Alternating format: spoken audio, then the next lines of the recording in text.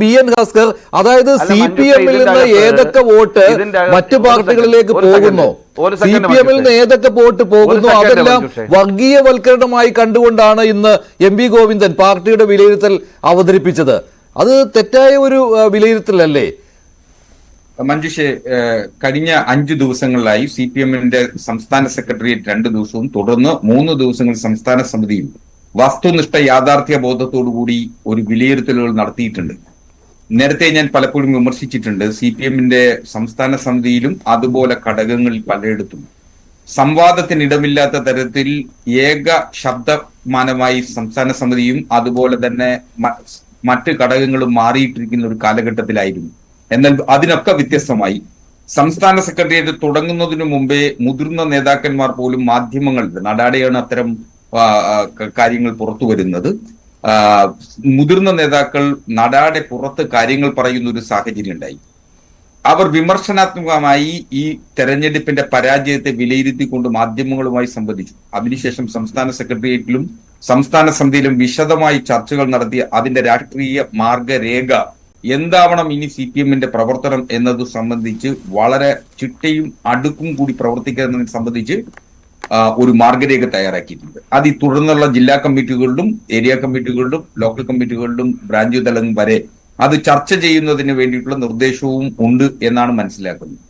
സ്വാഭാവികമായും ഇത്തരം വസ്തുനിഷ്ഠ യാഥാർത്ഥ്യ ബോധത്തോടു കൂടി തെരഞ്ഞെടുപ്പിൽ ഞങ്ങൾ ജയിച്ചാലും ഞങ്ങൾ പരാജയപ്പെട്ടാലും ഞങ്ങൾ അത് റിവ്യൂ ചെയ്യാറുണ്ട്. അങ്ങനെയാണെങ്കിൽ ഒന്നാമതായിട്ട് റിവ്യൂ ചെയ്യേണ്ട കാര്യം പിണറായി വിരുദ്ധത എന്നുള്ളതാണല്ലോ. അങ്ങനെ ഒരു റിവ്യൂ വരുന്നില്ല കേട്ടോ. അങ്ങനല്ല. 2024 തെരഞ്ഞെടുപ്പിൽ കേരളത്തിലെ ഏറ്റവും മികച്ച സ്ഥാനാർത്ഥികളെ സി പി എമ്മിന് നിർത്താൻ കഴിഞ്ഞു. പാർട്ടിയുടെ പോളിറ്റ് ബ്യൂറോ അംഗം മുതൽ MLA-മാരെ അടക്കം തെരഞ്ഞെടുപ്പിൽ മത്സരിപ്പിച്ചിട്ടും ശക്തി കേന്ദ്രങ്ങളെന്ന് കരുതിയിരുന്ന സി പി എം കേന്ദ്രങ്ങളിൽ നിന്ന് വോട്ട് ചോർന്നു പോയിരിക്കുന്നു എന്ന യാഥാർത്ഥ്യം ഞങ്ങൾ ഉൾക്കൊണ്ടിരിക്കുന്നു. അല്ല, ഉൾക്കൊണ്ടെങ്കിൽ അത് ജാതി സംഘടനയുടെ മുകളിൽ കെട്ടിവെക്കുകയില്ലായിരുന്നു. അതാണ് ഞാൻ പറഞ്ഞത്. അവിടെ പിണറായി വിരുദ്ധതയ്ക്ക് 1ാം സ്ഥാനം നൽകണമായിരുന്നു. അത് നൽകിയിട്ടില്ല.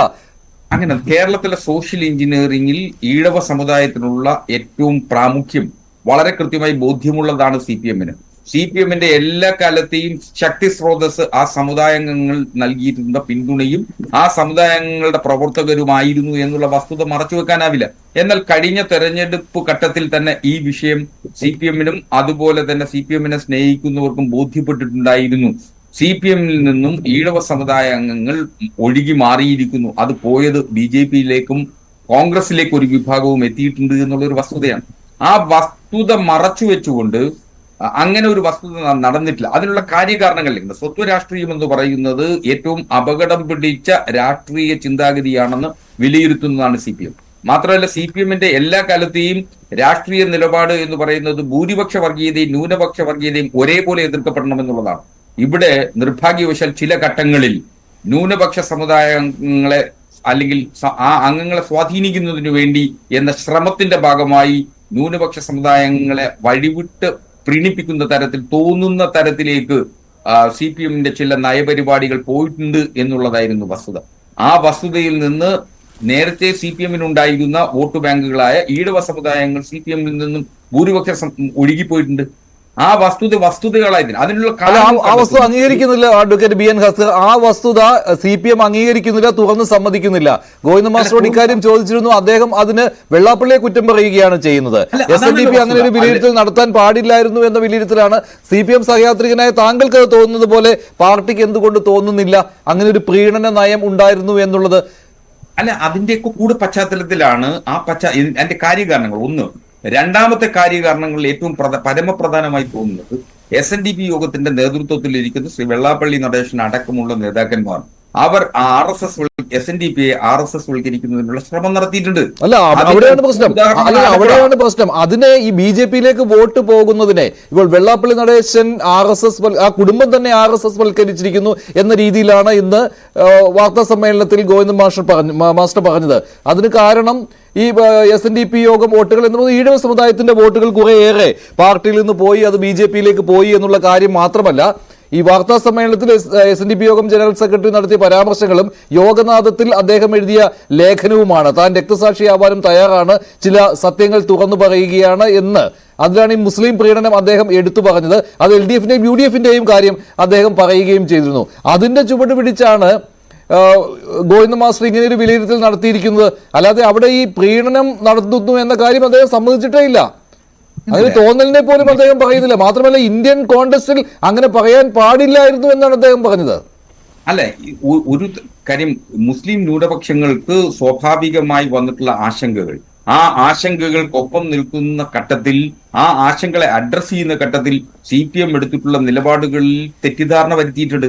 ആ തെറ്റിദ്ധാരണയാണ് ഈഴവ സമുദായങ്ങളെ RSSലേക്ക് നയിക്കുന്നതിന് വെള്ളാപ്പള്ളി നടേശനും അതുപോലെ തന്നെ SNDP യോഗത്തിന്റെ നേതൃത്വത്തിന് കഴിഞ്ഞിട്ടുണ്ട് എന്നുള്ളതൊരു വസ്തുതയാണ്.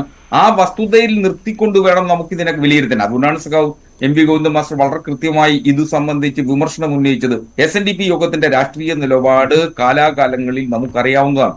SNDP യോഗം ശ്രീ വെള്ളാപ്പള്ളി നടേശൻ നേതൃത്വത്തിലേക്ക് വരുന്നതിന് തൊട്ടു മുമ്പ് അന്ന് VSന്റെ അടക്കം ഇടപെടലുകൾ ഉണ്ടായതിന്റെ അടിസ്ഥാനത്തിലാണ് ശ്രീ വെള്ളാപ്പള്ളി നടേശനെ പോൽ വ്യക്തിയെ SNDP യോഗത്തിന്റെ നേതൃത്വ നിരയിലേക്ക് കൊണ്ടുവരുന്നതിന് സഹായകമാകുന്ന ഒരു സാഹചര്യം കേരളത്തിൽ സൃഷ്ടിക്കപ്പെട്ടിട്ടുള്ളത്. അതിനു മുമ്പ് ശ്രീ MK രാഘവനും അതിനുശേഷം അഡ്മിനിസ്ട്രേറ്റീവ് ഭരണവുമായിരുന്നു SNDP യോഗത്തിന് ഉണ്ടായിരുന്നത്.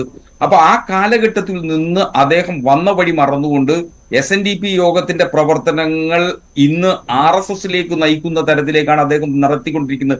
BDJSന്റെ രൂപീകരണം മുതൽ BDJSന്റെ വളർച്ചയ്ക്ക് ആവശ്യമായിട്ടുള്ള ഊർജം പകരുന്നത് SNDP യോഗത്തിന്റെ ശാഖകളിലൂടെയാണ് എന്നുള്ള വസ്തുത നമുക്ക് മറച്ചു വെക്കാനാവില്ല. മാത്രമല്ല, ഈ തെരഞ്ഞെടുപ്പിൽ നേരിടുമ്പോൾ ഈ തെരഞ്ഞെടുപ്പിന്റെ ഘട്ടങ്ങളിൽ ഉണ്ടായിട്ടുള്ള ഇടതുവിരുദ്ധത എന്ന് പറയുന്നത് ഭരണവിരുദ്ധ വികാരം തന്നെയായിരുന്നു എന്നുള്ളതിന് ഒരു സംശയവും ആർക്കും ഉണ്ടാവില്ല. അത് മറച്ചു വെച്ചുകൊണ്ടല്ല CPMന്റെ സെക്രട്ടറി ഇന്ന് വാർത്താമാധ്യമങ്ങളെ കണ്ടത്.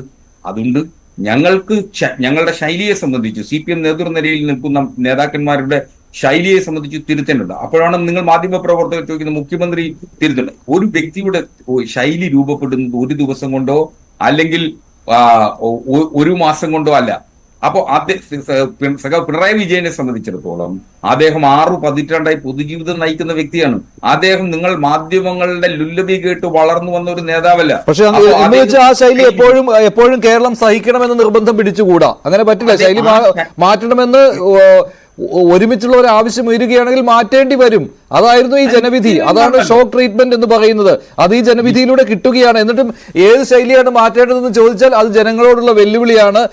ആ വെല്ലുവിളി തുടരുകയാണെങ്കിൽ എന്തായിരിക്കും ഫലമെന്ന് കാത്തിരുന്ന് കാണേണ്ടി വരും. ശ്രീജിത്ത് പണിക്കർ,